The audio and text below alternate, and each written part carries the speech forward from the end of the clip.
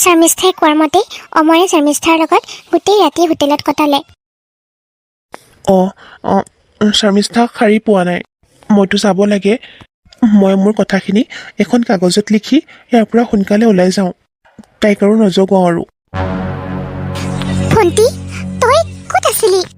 ক'ৰবাত যদি যাবলগীয়া আছিল তই মোক এবাৰো কিয় ইনফৰ্ম নকৰিলি?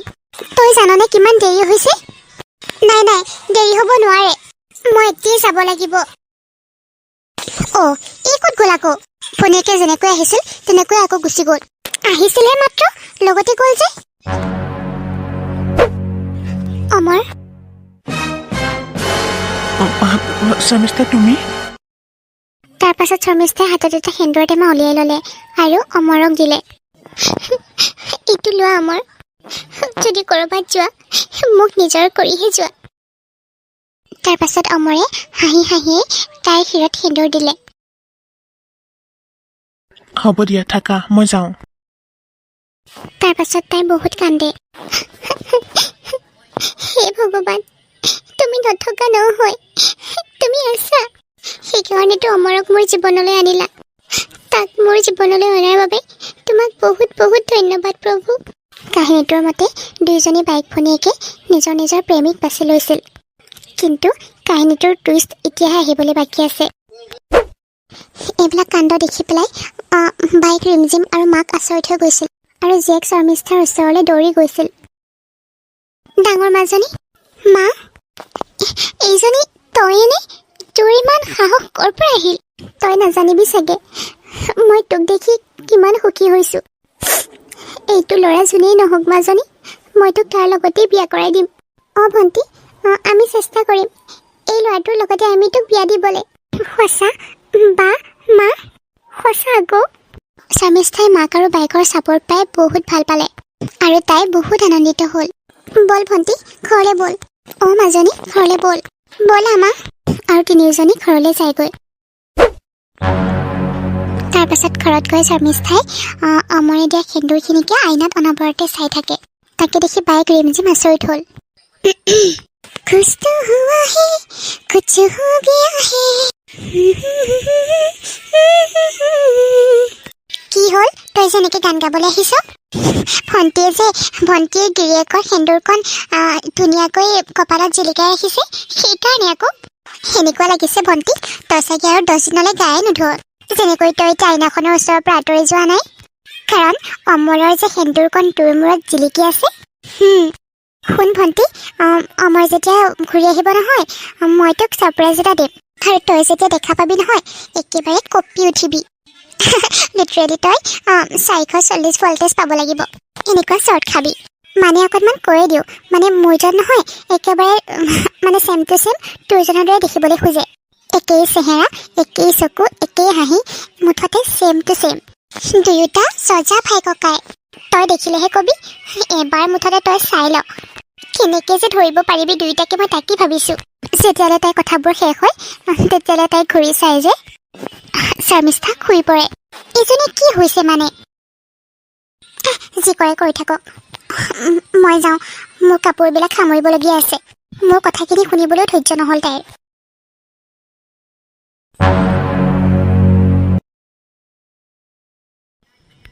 এনেকৈ এদিনকৈ বহুত কেইদিনে পাৰ হৈ গ'ল।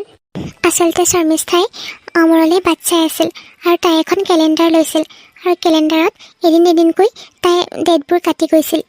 কাৰণ তাই অমৰ গুচি অহাৰ অপেক্ষাত পাগল হৈ আছিল। ভণ্টিৰ কি হৈছে মানে? তাই বৰ আচৰিত ধৰণৰ আচৰণবিলাক কৰি থকা হৈছে। তাই কেলেণ্ডাৰখনত এটা এটাকৈ ডেটবোৰ কাটি গৈছে যে, আৰু ৰাতিও চাগে তাই ভালদৰে টোপনি নাযায়। আধা ৰাতি তাই দুৱাৰমুখত ৰখি থাকেগৈ, যেন তাই কাৰোবাৰ অপেক্ষাতে ৰখি আছে। মুঠতে সেই ল'ৰাজনৰ অপেক্ষাত তাই পাগল হৈ আছে। কি যে হৈ গৈছে নহয়। মায়েতো এইবিলাক কথা সাধাৰণ যেনে পাই আছে। তাই সৰুতে এনেকুৱা আৰু এতিয়াও তেনেকুৱা সেইবুলি ভাবিছে। কিন্তু মইহে চিন্তা কৰিছোঁ তাই বৰ আচৰিত ধৰণৰ আচৰণবিলাক কৰি থকা হৈছে আৰু। ডাঙৰ মাজনী, মা গৈছোঁ। ৰিমজিম শুই আছিল আৰু শোৱাৰ পৰা উঠি দেখা পায় যে ভৈনীয়েক শৰ্মিষ্ঠা তাইৰ ওচৰতে এযোৰ পাটৰ কাপোৰ পিন্ধি ৰখি আছিল কইনাৰ সাজত। ইজনী পাগল হৈছে নেকি বাৰু? মোৰ জীৱন মোৰ ওচৰলৈ আহি আছে। হে ভগৱান, এইজনী কি যে কৰি আছে? সাজন সাজন মেৰি সাজন তুঝকো পুকাৰিয়া যা। অহ গড, অমৰক পঠিয়াই দিয়া না প্ৰভু, নহ'লে এইজনী ইয়াৰ কাপোৰতে শুই দিব। কি যে হৈছে নহয়, তাৰ চিন্তাত মানে খাব আৰু শুব পাহৰি গৈছে। কেৱল কইনাজনী হয় তাৰ কাৰণে অপেক্ষা কৰি থাকে। অমৰৰ কি হ'ল মানে? গোটেই দিনটো ফোন মাৰি আছো, খবৰেই নাই যে তাৰ।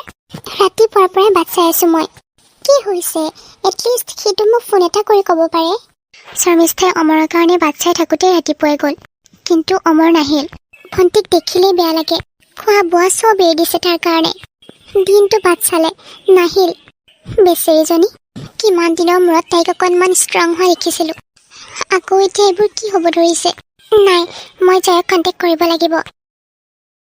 এনেকৈ খোৱা বোৱা নকৰিলে দেখোন তাইৰ আকৌ আগৰ দৰে অৱস্থা হ'ব।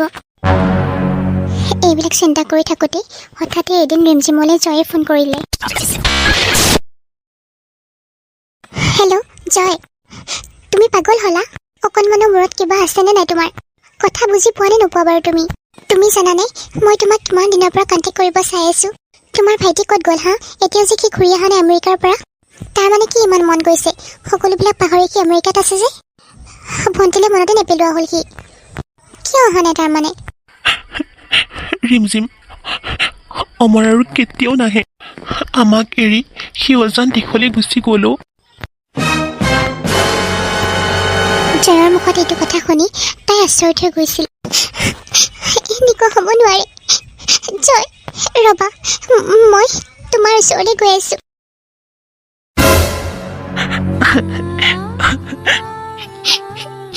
জয়, কি হৈ গ'ল এইবোৰ? হঠাতে কি হৈ গ'ল আৰু কেনেকৈ হ'ল? আমেৰিকাত ৰোড এক্সিডেণ্টো আৰু স্পট ডেড। এইটো কেনেকৈ হ'ব পাৰে হা? আমি দুয়োটাই এই পৃথিৱীত একেলগে আহিছিলোঁ আৰু সি এতিয়া মোক এৰি থৈ অকলে গুচি গ'ল। এইটো কেনেকৈ হ'ব পাৰে ৰিমজিম? কেনেকৈ হ'ব পাৰে? সি ভাল কাম কৰিলেনে বাৰু মোক ইয়াত অকলে এৰি থৈ? বহুত স্বাৰ্থপৰ হ'ল সি। চব শেষ হৈ গ'ল, চব শেষ। ভাইটি, তই মোক এৰি ক'ত গুচি গ'লি? ক'ত গুচি গ'লি? জয়, মোৰ ভণ্টিৰ কাৰণেহে বৰ বেয়া লাগিছে। অমৰৰ কাৰণে চিন্তা কৰি কৰি তাইৰ ভাত পানী গিলা নোযোৱা হৈছে, শুব নোৱাৰা হৈছে। যিজনী ছোৱালীয়ে হাঁহিবলৈ পাহৰি গৈছিল, সেইজনী ছোৱালীৰ মুখত তাক লগ পোৱাৰে পৰাই হাঁহি। কিমান সাহস পাইছিলে তাই তাক লগ পাই। এতিয়া মই কেনেকৈ কওঁ তাক, যাক ইমান ভাল পায় সি এতিয়া নাই বুলি? যাৰ কাৰণে বাট চাই আছে সি এতিয়া এই পৃথিৱীত নাই বুলি? তাইৰ ওচৰত গৈ পেলাই যদি মই এইবোৰ কথা কওঁ, তাই কেনেকৈ ৰিয়েক্ট কৰিব? নাই নাই, মই তাইক এইটো খবৰ এতিয়া লগতে দিব নোৱাৰোঁ। মই তাইক লাহে লাহেহে ক'ব লাগিব। কিবা এটা কৰি মই তাইক হেণ্ডেল কৰিব লাগিব, নহ'লে তাইৰ মূৰত বহুত চোট পাব।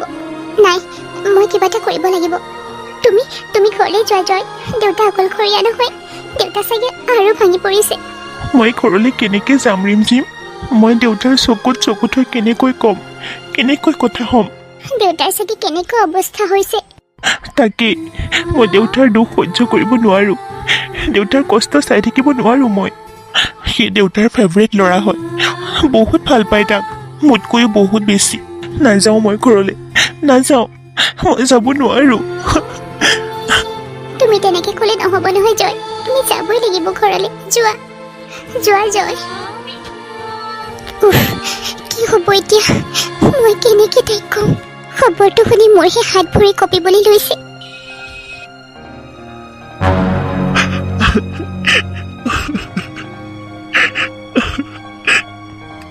কি হ'ব অমৰৰ? কি হ'ব? দেউতা, তুমি নিজৰ অকণমান যত্ন লোৱাচোন। কেনেকৈনো আৰু ইমান কান্দি থাকিবা? ভাইটি গ'লগৈ, কিন্তু মই আছোঁ নহয় দেউতা। মই তোমাক এৰি কেতিয়াও নাযাওঁ। দেউতা, অমৰ, তুমি কেতিয়া আহিবা? মই তোমাৰ কাৰণেই বাট চাই আছো। না হা, তুমি মোকতো খবৰ এটাও দিব পাৰা। তুমি মানে কিয় মোক ইমান অভিমান কৰি আছা? নে তুমি বেলেগ পাইছা হা? তুমি যে মোক ইগনৰ কৰি আছা। ভণ্টি, তই আজিও অমৰৰ কাৰণে বাট চাই আছ, কিন্তু মই তোক কেনেকৈ কওঁ ভণ্টি যে অমৰ আৰু নাই বুলি? মাও ক'ৰবাত তীৰ্থযাত্ৰালৈ গৈছে সিহঁতৰ প্ৰাৰ্থনা কৰিবলৈ। মই তাইক কিবা এটা সুধি পেলাই প্ৰমাণ চাওঁ, তাই কি কয়। ভণ্টি, ভণ্টি। অঁ বা, আহিলি তই? অঁ ভণ্টি, শুন, মই তোক কথা এটা কওঁ। অমৰে যদি আমেৰিকাতে কোনোবা বগী ছোৱালী এজনীক পচন্দ কৰি লয়, মই ছাপ'জ কথাটোহে কৈছোঁ দেই, মানে কিছুমানৰতো বেয়াও লাগিব পাৰে ন একেজনীৰ লগত ৰিলেশ্যনত থাকি থাকি। বা, ইয়াতো কেনেকুৱা ফটোৱা কথা কৈ আছ? আজি মই তোৰ মুখৰ পৰা এনেকুৱা কথা শুনাৰ একেবাৰে ইণ্টাৰেষ্ট নাই। প্লিজ এনেকৈ নকবি। কি যে নহয়, তই একেবাৰে চিৰিয়াছে হৈ যাওঁ ন। মই তোক এইটো কথাই সুধিব বিচাৰিছিলোঁ, তই খালিনে নাই বাৰু কিবা? নাই নাই, তই খাগৈ যা, মই অমৰৰ লগতেই খাম। সি আহিম বুলি কৈ আছিলে যে, আহিয়ে আছোঁ চাগে, সেইকাৰণে মোক ফোনো কৰা নাই। চাগে ছাৰপ্ৰাইজ দিব, ফোনো ৰিচিভ নকৰে। সি আজিলৈকে মোৰ লগত কিন্তু কেতিয়াও এনেকুৱা কৰা নাই। মই তেওঁৰ পচন্দৰ ভাত আৰু তৰকাৰীও বনাই থৈ দিছোঁ। কৰ্দৈ টেঙাৰ জোল আৰু মাছ। আগতে নাজানিছিলোঁ, কিন্তু তেওঁৰ কাৰণেই শিকিছোঁ। অমৰ আহিলেই খাম আৰু। মই একেবাৰে ধৈৰ্য ধৰিব পৰা নাই। কিমান সময়ত বাৰু আহি পায় সি? দে হ'ব দে, মই কিবা এটা খাই লওঁগৈ।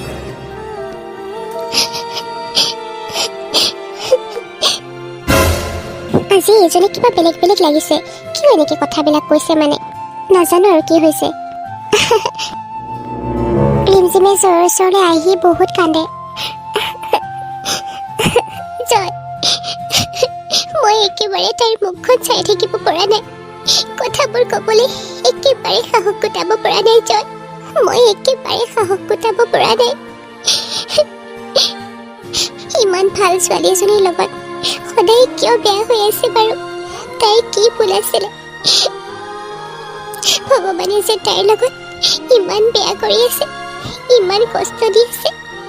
কিমান দিনৰ মূৰত যে তাই হাঁহিবলৈ শিকিছিল, আৰু মিনিটতে সেই হাঁহিবোৰ নোহোৱা হৈ যাব নেকি? কথাবোৰ ভাবি দেখোন মোৰ বুকুখন বিষাই গৈছে। জয়, নহয়, মই নোৱাৰো। মই তাইক কেতিয়াও সঁচা কথা ক'ব নোৱাৰো। সঁচা কোৱাৰ সাহসেই নহ'ব মোৰ। আৰু তেতিয়া হঠাতে তালৈ ভনীয়েক শৰ্মিষ্ঠা আহি যায়। বা, ভণ্টি, তই? অঁ বা, তহঁত দুটাই ইয়াত আছ যে? আৰু ৰচোন, কিবা সঁচা কথা এনেকৈ কিবা পাতি আছিলে যে, কোনটো সঁচা কথা পাতি আছ বাৰু তহঁতে? মই জানিছোঁ দে সঁচা কথাটো, মোক ক'ব নালাগে। আৰু এইটো কথা কৈয়ে শৰ্মিষ্ঠাই জয়ক সাৱটি ধৰে। তুমি কেতিয়া আহিলা? মোক এবাৰো নজনালা যে? তোমাৰ কেতিয়াৰ পৰা ইমান অন্তৰখন বেয়া হৈ গ'ল? তোমাক মোক এবাৰো ক'বলৈ মন নগ'ল? আৰু তুমি আমাৰ ভণ্টিক কেতিয়া লগ পালা? মই জানিছোঁ এইটোৱে সঁচা কথা। এইটো সঁচা কথাৰ কথাই পাতি আছিলা তোমালোকে। মোৰ যে ভণ্টিক লগ পালা, সেইটো সঁচা কথাৰ কথাই পাতি আছিলা তোমালোকে বাৰু, নহয় জানো? জানিছোঁ দিয়া মই। আৰু বা, তই কেতিয়াৰ পৰা ইমান চুপাৰষ্টাৰ ওলালি বাৰু? ইমান ডাঙৰ ছাৰপ্ৰাইজ এটা মোক দিম বুলি ভাবি আছ, আৰু মোক এবাৰো কোৱা নাই। আৰু মোক আচৰিত কৰি তুলিবলৈ তহঁত দুটা ইমান দুখত আছ যে, দুয়োটাৰে চকুত চকু পানী যে। ভাল প্লেন কৰিছ দেই তহঁতে। বাৰু বাদ দিছোঁ, মই এতিয়া অমৰক লগ পাইছোঁ যেতিয়া আৰু এইবিলাক কথা নকওঁ আৰু। এতিয়া মই বহুত হেপী। শৰ্মিষ্ঠাই জয়ক বহুত বেছি টানকৈ সাৱটি ধৰে, আৰু ৰিমজিমে জয়ৰ ওচৰৰ পৰা 3 খোজ পিছুৱাই যায়। কিন্তু তুমি ইমান ষ্টাইল কৰি আহিছা যে? হ'ব দিয়া, মই চিম্পুলে ভাল পাওঁ। মই চুপ থাকা। জয়ে কথাবোৰ ক'বলৈ ওলাওঁতেই ৰিমজিমে জয়ক মনে মনে থাকিবলৈ ইংগিত দিয়ে। সাৱটি ধৰি থাকোঁতেই শৰ্মিষ্ঠাই জয়ৰ কোলাতেই চেঞ্চলেছ হৈ পৰে। ভণ্টি, ভণ্টি, ভণ্টি। জয়, ব'লা সোনকালে ক্লিনিকলৈ লৈ ব'লা। তাই মোৰ ঘূৰাই পৰি গৈছে, বহুত দুৰ্বল হৈ গৈছে তাই। ঠিক আছে ব'লা।